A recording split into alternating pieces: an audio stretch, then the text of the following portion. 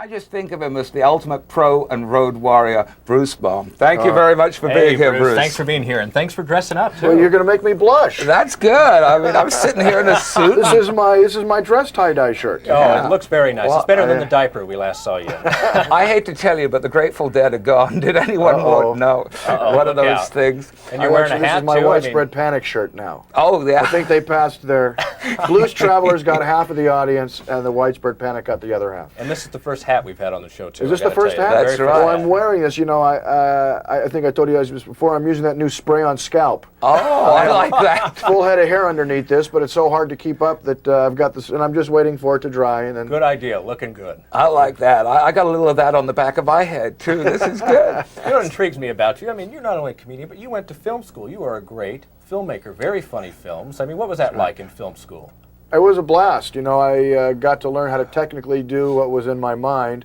I was originally going to go to law school, and when I decided to go to film school, law schools across the country applauded my decision. So, What are some of your favorite movies that you did?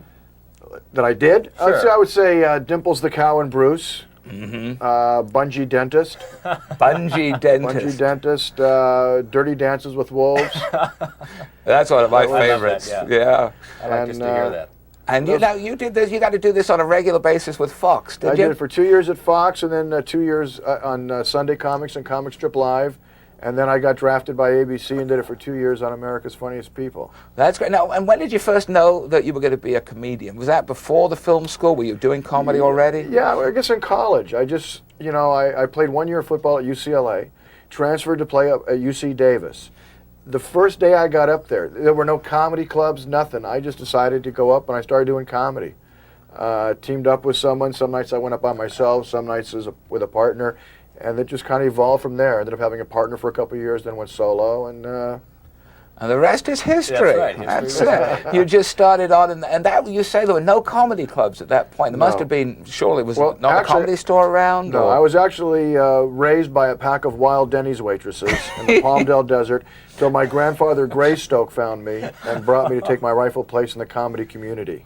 Oh, this is. By the way, I got a great new idea for a candy. If there's a confectioner, can I say confectioner on television? Yeah, as long as you don't have a speech impediment, then you're in trouble. Because I don't want this to be misconstrued.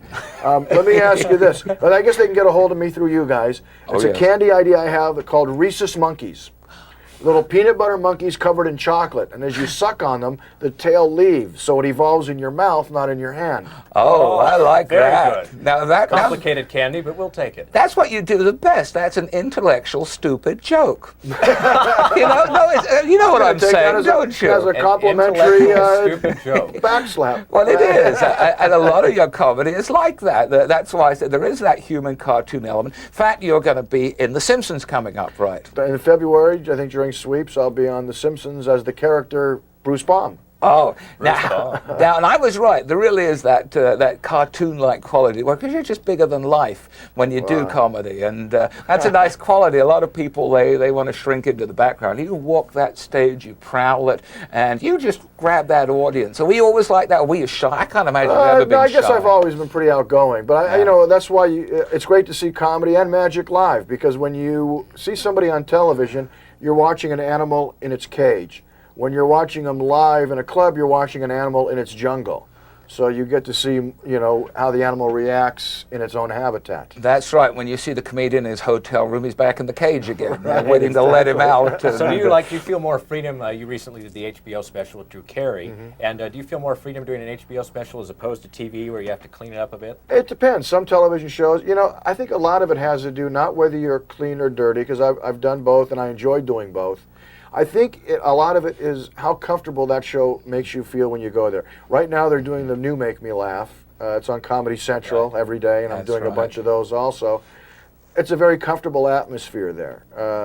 When we were doing Comic Strip Live and Sunday Comics, America's Funniest People, it's very comfortable. So, but there's other shows you walk onto and maybe, you know, you don't know the crew, you know, their attitude is, you know, we're doing UFA, and maybe you just don't. It doesn't come across as well because you don't feel as comfortable. I think Exactly. no matter where you are, it's how comfortable you feel. So whether it's live or TV, it's just in a club. There is nobody telling you what to do. You are the writer, the director, the producer, the actor, and you can change things. Nothing has to be approved. So there's more. Comedy as art. It's a creation. Yeah. Well, it is an art. And you know what? We have a clip so you can see the artistic talents, the comedy talents of Bruce Baum. Let's look at that clip.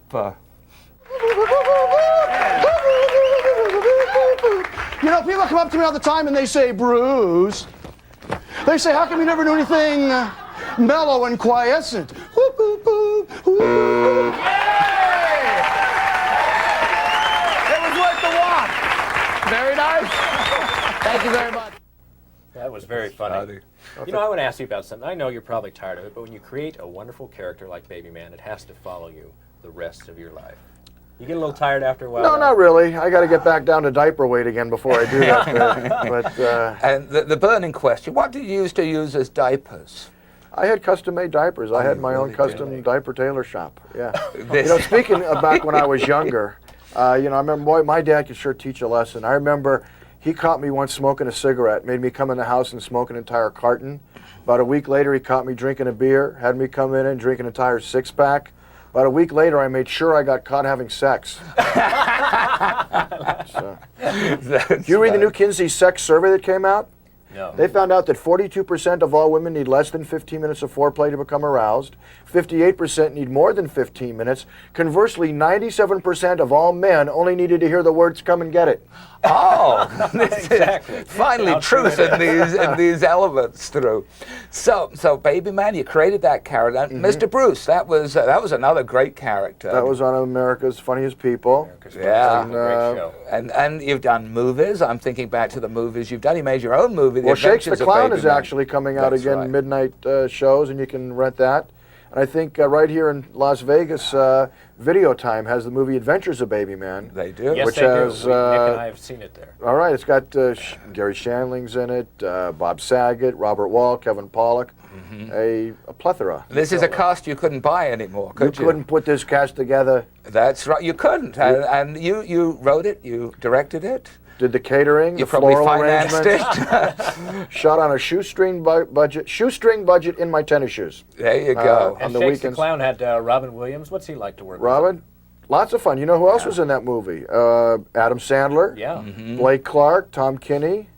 So that's Bobcat Goldthwait, of Bobcat course. Goldthwait of I love the quote on it, the Citizen Kane of clown movies. Doesn't that just say it all? I thought that was great. Movies, we're back on movies. We always throw it at a guest. We want to know, because this is how we know the inner you. This is like that Reveals a lot. Freudian kind This of is the a window thing. to my soul. It's the window to your soul. Which of those 5 movies would you take to a desert island if you could just take 5 movies Okay. and be stranded for the rest of your life? Guilty pleasures included. Okay, That's I would right. say Altered States, Altered States, Ken great Russell. movie. Clockwork Orange, Stanley Kubrick. Bananas, Yes. Woody Allen. Woody All the Allen. great One of my directors here. favorite of the early Woody City Allen. Lights. City Lights. Charlie Chaplin. Yeah. Now, the guilty pleasure. Yeah. Now, a lot of people say Plan 9 from Outer Space is the worst film ever made. This film is underrated in that respect. I consider this film the worst ever made. Have you ever seen The Creeping Terror? Ooh. Creeping Terror. The Did that Creeping have, Terror. Christopher Lee in it? No, The Creeping Terror, and you don't even have to look hard for this.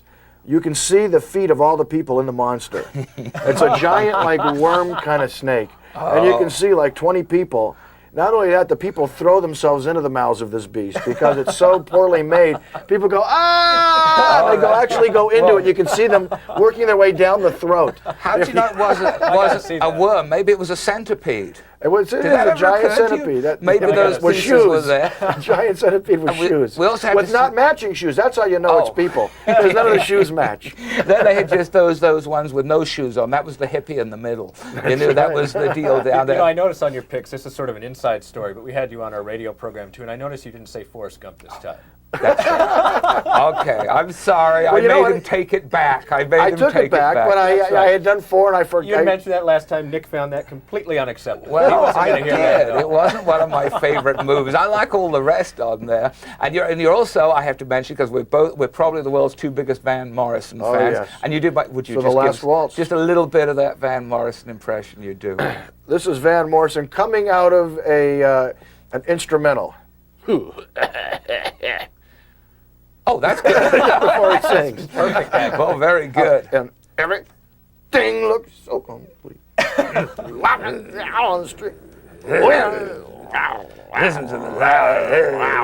You know, people are just tuning in right now. You know that people are just think turning the we've channel. Oh, Totally look, they're going to do a lost Van it. Morrison concert. They're going to do the Last Waltz. What an intense performer. I once saw him when he had 3 cigarettes on the go at one time. One was in the ashtray, one was in his mouth, and one in his hand. And the moment he stopped singing, he was alternating those cigarettes. What intensity. Wow. I saw him at the Olympic Garden where he had 5 cigarettes and you wouldn't believe where the other 2 are. That's funny. Well, we've really enjoyed having you on this show. As always, a pleasure. And you play town all the time here, Vegas, at the Riviera Comedy Club. And if you haven't seen Bruce live, I mean, you just have to go because it is a real experience. And it was a pleasure being here. I keep a satellite dish in my pants so I can watch you guys no matter where I'm at. Well, I thought you just excellent. liked us. Well, thank you very much, Thanks, Bruce.